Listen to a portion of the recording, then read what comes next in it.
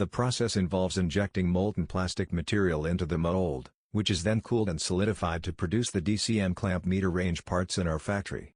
First, a mold is designed to create the desired shape of the plastic parts, including the front and the back cases and the mode selector wheel. Once the mold design is complete, it is created using precision machining techniques.